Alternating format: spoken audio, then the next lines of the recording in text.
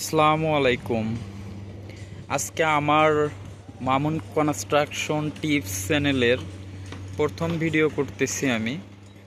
সবাই আমার সঙ্গে থাকবেন। আশা করি আমার এই পথ চলা যেন আমি অনেক দূর এগিয়ে যেতে পারি এবং আপনাদের বিভিন্ন কাজে বিভিন্নভাবে একজন বাড়ি করার জন্য যে টাকা বিনিয়োগ করে বা ইচ্ছা পোষণ করে যেন নিরাপদ বাড়ি কিভাবে তৈরি করা যায় তার কিছু টিপস আপনাদের মাঝে তুলে ধরে এবং কিছু কাজের ভিডিও আপনাদের সাথে শেয়ার করে যাতে আমি আপনাদের উপকারে আসতে পারি এরকম কিছুই করার চেষ্টা করব ইনশাল্লাহ।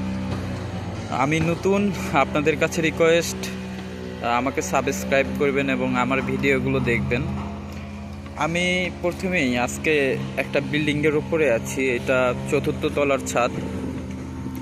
তো এই ছাদটা বর্তমানে শাটারিং করা হয়েছে, কাঠ বাঁশের শাটারিং, নিচে এই যে বাঁশ। আপনারা যারা বাসা বাড়িতে ছাদ দিতে চান তারা কিভাবে শাটারিং করবেন, কি পরিমাণ বাঁশ দিবেন সেটার আমি কিছু কথা আপনাদের সাথে শেয়ার করছি। এই যে আপনারা দেখেন এটা একটা বিম, এই যে এটা হচ্ছে একটা বিম। এই বিমটার সাইজ দেয়া আছে আমাদের ড্রয়িংয়ে 12x24 ইঞ্চি। তো আমাদের বিমের পাশেই কিন্তু এই যে একটা কাঠ লাইন বরাবর দেয়া আছে, এটাকে বলা হয় চ্যাম্পার কাঠ। আর এই যে দেখা যাচ্ছে যে ডাসা, এই ডাসার সঙ্গেই কিন্তু বাঁশগুলো ফিটিং হয়। মূলত সিভিল ইঞ্জিনিয়ারিং কাজে শাটারিং করার সময় বা কনস্ট্রাকশন কাজে শাটারিং করার সময় একটি বাঁশ থেকে অপর একটি বাঁশের দূরত্ব, মানে এই যে একটি বাঁশ থেকে অপর একটি বাঁশের দূরত্ব হবে 2 থেকে 2.5 ফিট। আপনারা এর বেশি কখনোই দিবেন না। এবং এই যে ডাসাগুলো, যেমন এই যে এটা একটা ডাসা এবং এই যে এখানেও একটা ডাসা আছে এই সোজায়, তো এই ডাসার দূরত্বও সেম 2 থেকে 2.5 ফিট, এর বেশি দিবেন না। এবং চেষ্টা করবেন যে সবসময়ই ভালো মানের বাঁশ ইউজ করার জন্য, কারণ চিকন বাঁশ ইউজ করলে দেখা যাবে যে এই ছাদ ঢালাইয়ের পর যে লোডটা হবে ছাদের ওপরে, তখন সে বাঁশগুলো বাঁকা হয়ে গিয়ে ছাদটা নিচের দিকে ডাউন হয়ে যাবে, ডাউন। তো সেক্ষেত্রে আমাদের অবশ্যই ভালো মানের বাঁশ ইউজ করা প্রয়োজন, যাতে ছাদ ঢালাই হবার পর যে কংক্রিটগুলো আমরা দিব বা রডগুলো ইউজ করব সেগুলোর ভরে যেন স্ল্যাবটা বা ছাদটা যেন ডেবে না যায়। তারপর আপনাদেরকে আমি দেখাচ্ছি যে বিম যে বিমটা আমরা শাটারিং করা হয়েছে, এটা এক সাইড, এটা এক সাইড এবং তলা, এই মাঝেরটাকে বলা হয় বিমের বটম সাইড বা তলা। তো এই বিমের ক্ষেত্রে আপনারা দেখেন, এই যে দেখাচ্ছি আমি যে টিনের মতো দেখা যাচ্ছে বা শীটের মতো, এটা হচ্ছে রূপবান শীট বলে এটাকে। তো এই রূপবান শীট প্রতিটা জায়গায়, প্রতিটা কাঠের যে 2টা কাঠের জয়েন্ট আছে সেখানে ইউজ করতে হয়, যেহেতু এটা কাঠ বাঁশের শাটারিংয়ের ছাদ।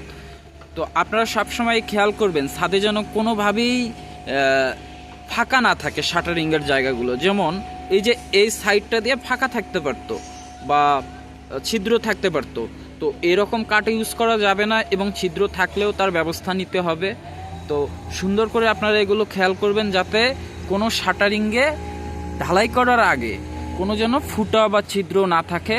যদি ফুটা বা ছিদ্র থাকে সেক্ষেত্রে কংক্রিটের যে পানি থাকে মিক্সিং করার সময়, তো দেখা যাবে যে ওই পানিগুলো বের হয়ে যাবে এবং সে পানিগুলো সিমেন্টের পানি, যার ফলে বের হয়ে যাওয়ার ফলে কি হবে, কংক্রিটের শক্তি হ্রাস পাবে এবং দুর্বল হয়ে যাবে। তারপর আমি আরও একটা জিনিস আপনাদেরকে বলতেছি, গুরুত্বপূর্ণ একটা জিনিস, যেটা হচ্ছে যে একটা বিমের ভিতর দিয়ে, একটা বিম কলামের ভিতর দিয়ে কোন পাশ দিয়ে যাবে, মানে অনেকে দেখা যায় কি ভুল করে, এটা বিমের ক্ষেত্রে কলামের ভিতর দিয়ে সবসময়ই কলামের ভিতর দিয়ে রডগুলো প্রবেশ করবে। যেমন দেখেন আমার কিন্তু এই যে কলামের এগুলো হচ্ছে ভার্টিক্যাল রড, মানে মেইন রড। তো আমরা কিন্তু চাইলে বাইর দিয়েও নিতে পারতাম, কিন্তু বাইর দিয়ে কখনোই নেওয়া যাবে না, সবসময়ই কলামের ভিতর দিয়ে, যেমন এই যে এই রডটা আউটসাইডে, তারপরে আমাদের বিমের রড, তারপরে এটা একটা আমাদের শেয়ারল, তো যতই ডিস্টেন্স থাকুক, মোট কথা আমাদের বিমের রডগুলো সবসময়ই কলামের রডের ভিতর দিয়ে যাবে, কোনোভাবেই আউটসাইড অর্থাৎ এই সাইড দিয়ে যাবে না, সেইটা বিল্ডিংয়ের ভিতরে হোক অথবা বাহিরে হোক। যেমন এখানেও আমাদের যেভাবে করা ভিতর দিয়ে, এটাই হচ্ছে অ্যাজ পার ডিজাইন। কারণ বিল্ডিংটা যদি কখনো ক্র্যাক করে বা ভূমিকম্প হয় বা বাতাসের প্রবাহ হয়, সেক্ষেত্রে যদি বিল্ডিংটা এরকম যদি বাতাসের কারণে এভাবে যদি ধুলাঢুলি করে, সেক্ষেত্রে দেখা যাবে কি আমাদের এই কলামের যে ভার্টিক্যাল বা মেইন রডটা আছে সেটা এই বিমটাকে সাপোর্ট করবে, বাইরের দিকে যাওয়ার সুযোগ দিবে না। এবং আপনারা আরও একটা জিনিস চেক করবেন, এই বিমে যে রিংগুলো ইউজ করা হয়েছে, রিং বা স্টিরাপ আমরা যেটাই বলি, তো এই স্টিরাপগুলো প্রতিটার যে এই যে ব্যান্ড বা হুক যেটা আছে, এটা যেন 3 ইঞ্চি থাকে, মিনিমাম 3 ইঞ্চি থাকতেই হবে, এবং দুইটার মাপি যেন সেম হয়, এবং এটা হবে 45 ডিগ্রি 45 ডিগ্রি অ্যাঙ্গেলে হবে, এবং যেন কোনোভাবেই আপনার দুইবার বাঁকানো না হয়। একবার রিং বানাইতে যতটুকু ব্যান্ড করা লাগবে সেম ততটুকুই ব্যান্ড করা হবে, তার বাইরে এই বিমের স্টিরাপের রিংগুলো ব্যান্ড করা যাবে না। অনেক সময় আমরা করি কি যে এক্সট্রা টপ, যেমন এখানে কিন্তু বিমের এখনও কাজ শেষ হয় নাই, মাত্র মেইন রডগুলো বাঁধতেছে, এমন তো অবস্থায় আমি ভিডিওটা করতেছি যে এই সাইড দিয়ে এই পাশ দিয়ে এক্সট্রা টপ উপরের দিকে আছে। এখন আমরা এই যে এই লোকেশন দিয়ে আমার রডটা যাবে, তো দেখা যায় যে একটা 20 মিলির বা 25 মিলি বা 16 মিলি রড যাইতে গেলে যে এখান দিয়ে নেওয়া লাগতেছে, অনেকটা ডিস্টেন্স হচ্ছে, বা রডটা এখানে বাঁধা রাখতেছে, যার কারণে অনেকে করে কি এই রিংটা এইদিকে পাকা করে দিয়ে আপনার এই জায়গায় রডটা বাঁধার চেষ্টা করে। কখনোই এটা করা যাবে না, কারণ যখন আপনি এই হুকটা ব্যান্ড করবেন তখন হবে কি যে এই জায়গাটা রডের এটা ক্র্যাক করবে, ফেটে যাবে। দুইবার যখন ব্যান্ড করার চেষ্টা করবেন তখন এখানে ফেটে যাবে বা ক্র্যাক করবে, তখন আপনার যে স্টিলের যে সক্ষমতা সেটা কমে যাবে। সবসময়ই এটা পরিহার করবেন। আরও একটা জিনিস দেখাচ্ছি, এটা হচ্ছে আমাদের বিল্ডিংয়ের একটা ক্রিটিক্যাল জিনিস, যে কিভাবে 12 ইঞ্চি বিম আমরা চিকন করে নিয়ে গিয়েছি। দেখেন যে ওই ভিতরের দিকে আমাদের কলামের সাইজ এবং রডের যে স্পেসগুলো, কলামের ভিতর দিয়ে রড নেওয়া যাচ্ছিল না, যে এটা 12-24, এবং ওই পাশে একটা শেয়ারল আছে, সেটাও হচ্ছে আমাদের প্রস্থে আছে 12 ইঞ্চি এবং দৈর্ঘ্যে আছে 48 ইঞ্চি। তো দেখা গেছে কি যদি আমি 12 ইঞ্চির মেজারমেন্টে রিং করে নিয়ে যাই সোজাসুজি, তো দেখা যায় কি যে আমার রডগুলো চাপতেছে না, যেহেতু এই যে এই দুইটা স্পেসে গিয়ে আমি 9 ইঞ্চি জায়গা পাচ্ছি না, পাচ্ছি 7 ইঞ্চি জায়গা। 7 ইঞ্চি জায়গা পাওয়ার কারণে আমরা করছি কি এখান থেকে আপনার ডপটিং, এই যে আমরা যে ভাঁজটা দিয়েছি এই ভাঁজটাকে বলা হয় ডপটিং। এই ডপটিংয়ের মাধ্যমে আমরা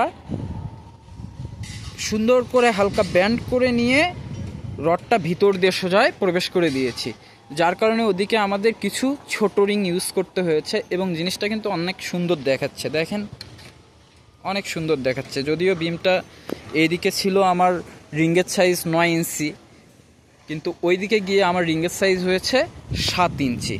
তো আশা করি এই জিনিসগুলো আপনারা যারা অভিজ্ঞ এবং যারা ওইভাবে কখনো দেখেননি তারা একটু ভিডিওটা দেখলে বুঝতে পারতেছেন।